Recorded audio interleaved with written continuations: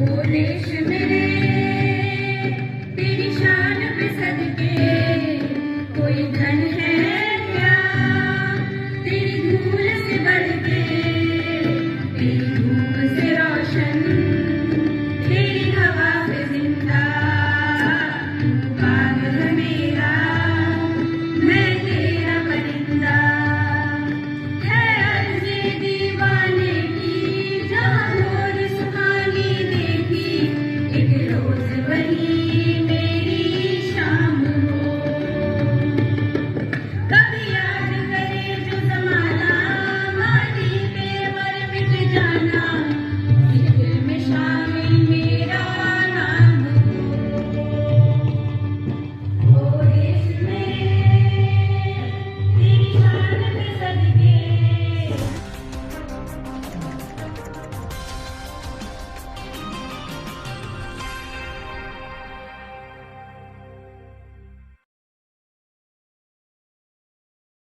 नमस्कार, मैं अभिनेंद्र। जमीनी विकास और बेरोजगारी विस्फोटक हो गया है। अब इसको फटने से केवल धर्म का मुद्दा ही बचा सकता है, क्योंकि इसी मुद्दे में नौजवानों को भटकाने की ताकत है। सांप्रदायिक होने के सुख के सामने बेरोजगार और जमीनी विकासहीन होने का दुख कुछ भी नहीं है। इसीलिए हर चुनाव में जमीनी विकास और बेरोजगारी का मुद्दा गुम हो जाता है। राजनीति करने वाले भी दो तरह के लोग होते हैं। एक वो जो नए नए वादे करते हैं और बाद में उसे जुमला कहते हैं। दूसरे वो जो जमीनी विकास के लिए आम जनमानस के साथ लड़ाई लड़ते हैं लेकिन चुनाव जीत नहीं पाते। समाज की रक्षा करने वाले भी दो तरह के होते हैं। एक वो जो अपने कार्य, अपने व्यवहार से समाज का उद्धार करते हैं। दूसरे वो जो अपनी ताकत का नाजायज फायदा उठाकर कानून को तार तार करते हैं। अब उदाहरण के लिए गाजीपुर के पुलिस अधीक्षक रामबदन सिंह को ही ले लीजिए। उनके अच्छे कार्यों के लिए गणतंत्र दिवस पर उन्हें गोल्ड मेडल दिया गया है। इसमें आज आप जैसा कि जानते हैं 73वां गणतंत्र दिवस है और उसका समारोह यहाँ आयोजित किया गया भव्य तरीके से, जिसमें श्रीमान जिलाधिकारी महोदय इसके चीफ गेस्ट थे और इसमें 50 से भी अधिक लोगों को हमने सम्मानित किया है। सर, आपको भी सम्मान मिला है?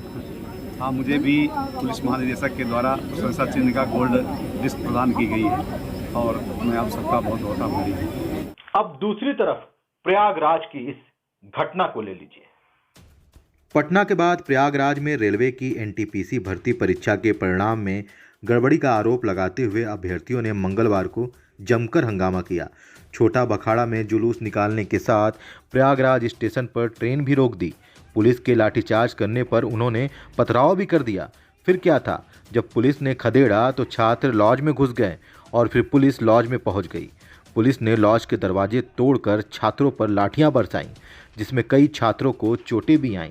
खबरों के अनुसार मौके पर जीआरपी के जवानों ने छात्रों को समझाने की कोशिश भी की, लेकिन वह पीछे हटने को तैयार नहीं थे। कुछ ही देर में कई थानों की फोर्स वहां पहुंच गई और छात्र नाराज हो गए। और उनका बाकायदे वीडियो बना हुआ है, उसी से हम एक एक करके चिन्हित कर रहे हैं जो लोग भी इसमें शामिल थे। अभी हमारा ये सर्च अभियान चलेगा कई दिन तक और एक एक जगह एक एक लॉज में चलेगा। हम उसको दिखवाएंगे और जो लोग भी इसमें शामिल थे उनके विरुद्ध कठोर कानूनी कार्रवाई की जाएगी। अब इस घटना में मजबूरी किसकी थी, पुलिस की या छात्रों की? अब इसका फैसला तो आपको ही करना है। लेकिन गंभीर सवाल तो यहां खड़ा हो रहा है। सरकार जब चाहती है अपने वादों को पूरा कर लेती है।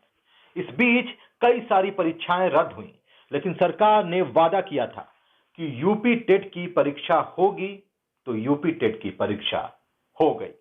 बात ताकत की है तो मत देने की ताकत तो जनता के हाथों होती है, लेकिन सत्ता की ताकत की परिभाषा अलग होती है। सत्ता की ताकत का जीता जागता उदाहरण एंटी माफिया मुहिम है। बात सत्ता की चल रही है तो आगामी विधानसभा चुनाव में जो जीतेगा सत्ता उसी की होगी, लेकिन चुनाव को लेकर खींचातानी शुरू हो चुकी है। जमनिया में समाजवादी पार्टी से दावेदारी कर रहे समाजवादी पार्टी में ही पूर्व मंत्री रह चुके ओम प्रकाश सिंह का एक ऑडियो वायरल हो रहा है। खैर, इस ऑडियो में वो खुद कहते हुए भी नजर आ रहे हैं कि इस ऑडियो को टेप कर लो और अपने ऊपर पहुंचा दो। हाँ बोलिए। यार ये बताओ, तुम्हारे परिवार से संबंध है और हम चाहते नहीं है कि तुमको कोई बात भी हो तो लाल बाबू से सब कुछ हम बात किए थे, ये बस कहे भी थे कि समझा देना यार ये सब। तुम बार बार जो आडवाणी और वाजपेयी बने हो थोड़ा तुम थोड़ा सा नॉर्मल नहीं हो जाओगे? पार्टी ने दायित्व दिया है सर, तो हाँ पार्टी ने दायित्व दिया है तो पार्टी का काम करते हैं। पार्टी ने क्या कहा है तुमको? दायित्व दिया है, सोशल मीडिया के प्रभारी हैं हम विधानसभा के। हाँ तो फर्जी आईडी वाईडी मत चलाओ। अच्छा, ठीक है, जब तुम पार्टी के हो तो फिर तो पार्टी तो फिलहाल दिखाई नहीं देगी इस चुनाव के बाद। यदि हम कुछ करेंगे तो फिर मत कहना कि हम तो पार्टी के थे इसलिए किए, भाई तो हम पार्टी बन जाएंगे, ठीक ना? जब तुम बहुत खाली हो, और खाली तुम्हारे नहीं, सोशल मीडिया वाला ऐसा नहीं कि हमारे यहाँ नहीं आते हैं लोग, तुम तो खाली गोड़सरा देख रहे हो ना। हमारे यहाँ तो महाराष्ट्र और गुजरात के लोग भी आए थे बात करने के लिए। कहोगे तो मैं फोन नंबर भी दे दूंगा, कह दूंगा बात कर लेना। हमारे लिए कहाँ बदे आए थे वो भी बता देंगे वो लोग। तुम ऐसा कोई काम मत करो जिससे व्यक्तिगत दुश्मनी हो, और समझ रहे हो? हाँ समझ रहे हैं। तुम समझ रहे हो नहीं कि हम कौन बोल रहे हैं? हाँ सर समझ रहे हैं। तो बच्चा आज है 25 खत्म, कुल जोड़ लो कितना दिन का मामला है। यदि सामाजिक जिंदगी का यही रिश्ता है तो इतना ही दिन है, उसके बाद भी रिश्ता है। तुमसे पारिवारिक संबंध है। अब हम तो कभी नहीं चाहे कि तुम घोड़ासरा में ऐसा काम करो जिससे हमको कभी, अभी तक तो तुम्हारे बारे में हम कुछ सोचे नहीं है, लेकिन आज के बाद यदि तुम्हारे में सुधार नहीं होगा तो हम भी तुम्हारे बारे में सोचेंगे। इसको टेप कर लेना जो टेप करना होगा, और जो कहना होगा अपने ऊपर हाई कमान को बता देना। ये तो सत्ता की लड़ाई है, लेकिन एक लड़ाई सोशल मीडिया पर भी चलती है, उसे कहते हैं विचारधाराओं की लड़ाई। उस लड़ाई में प्रदर्शनकारी और आंदोलनकारी भी शामिल रहते हैं। इन सब के बीच सबसे गंभीर सवाल यह है कि जो लोग आंदोलन करते हैं, प्रदर्शन करते हैं, वो यह तो चाहते हैं कि मीडिया उनको कवर करे, लेकिन क्या वह समाज में कुछ अच्छे कार्य करते हैं? वो मीडिया चैनल्स पर क्या देखते हैं? क्या वो हिंदू मुस्लिम वाले मुद्दे की बहस देखते हैं? क्या वो व्हाट्सएप पर, फेसबुक पर हिंदू मुस्लिम और धर्म से जुड़े हुए कंटेंट को फॉरवर्ड करते हैं? और यहीं पर जब मीडिया सवाल उठाता है, जब गंभीर सवाल पूछे जाते हैं, तो यही लोग मीडिया को गाली देना भी नहीं भूलते। चुनावी मौसम चल रहा है तो सभी राजनीतिक पार्टियां जनता से मुफ्त का वादा करने से पीछे नहीं हट रही हैं। अब इन वादों पर सुप्रीम कोर्ट में एक याचिका दायर की गई। इस याचिका पर सुप्रीम कोर्ट ने चुनाव आयोग को एक नोटिस जारी कर दी है।